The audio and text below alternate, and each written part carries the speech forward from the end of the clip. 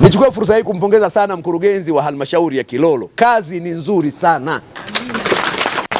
Kazi ni nzuri sana. Kwa kweli Kilolo mnatuonyesha mwelekeo mpya ambao unaonyesha ufanisi katika usimamizi wa miradi, ukamilishaji wa miradi na utoaji wa huduma ambao utatokana na miradi.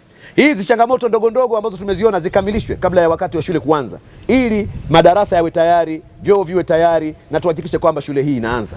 Niwapongeze sana mhandisi wa halmashauri, watu wa manunuzi, na kila mmoja ambaye alikuwa sehemu ya ufanikishaji wa mradi huu.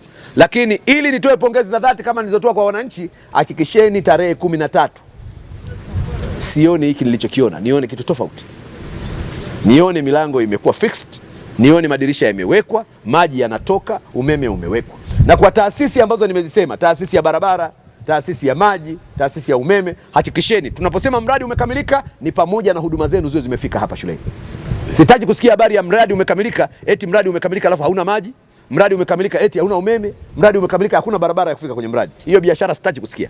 Tunaposema mradi umekamilika ni mradi huo umekamilika ukiwa na umeme ndani, mradi umekamilika ukiwa na maji na barabara ya kufika kwenye mradi husika, ili wananchi ambao tumewapelekea huo mradi wasiuone huo mradi ni mzigo, bali uwe ni kimbilio lao la kupata huduma kwa watoto wao na jamii kwa ujumla. Kwa hiyo niwaelekeze TANESCO, TARURA pamoja na mamlaka ya maji vijijini, hakikisheni kila mmoja anatimiza wajibu wake, ili huduma hii ambayo imeletwa kwa wananchi iwe na maana kwa kuwa na huduma zinazosaidia ufanikishaji wake. Miongoni mwa miradi ambayo tumetembelea ni shule yenu ya Kitoo. Sasa tumeitembelea hii shule kwa sababu gani? Hii ni shule ya mfano ambayo inakwenda kutekeleza maono ya serikali ya awamu ya 6 katika kutoa mafunzo ya amali kwa watoto. Mafunzo ya amali ni yapi? Ni mafunzo ya vitendo. Watoto wanafundishwa ili waweze kujitegemea na kujitumikia wenyewe bila kutegemea msaada wa wazazi. Na hii sasa imechaguliwa kuwa ni shule ambayo itafundisha mtaala wa kilimo. Ndio maana jamii yetu hapa mnavyoona ni jamii ya wakulima, jamii ya wakulima. Kwa tumejenga shule hii kimkakati ili kuandaa watoto wa jamii za wakulima kuwa wakulima bora katika maisha yao.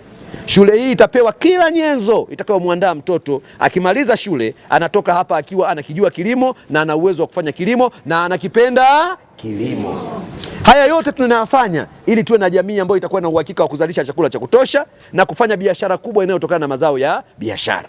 Kwa hiyo niwaombe wazazi wenzangu mlioko hapa katika shule yetu ya Kitoo, shule hii inapokwenda kukamilika na kuanza, tuhakikishe hakuna mtoto hata mmoja mwenye sifa ya kusoma darasa la awali, mwenye sifa ya kusoma darasa la kwanza ambaye tutamwacha wapi? Nyumbani. Kila mtoto mwenye sifa ya kuandikishwa aje aandikishwe, aanze masomo. Nimeeleweka ndugu zangu? Ndio. Mmenielewa vizuri? Ndio.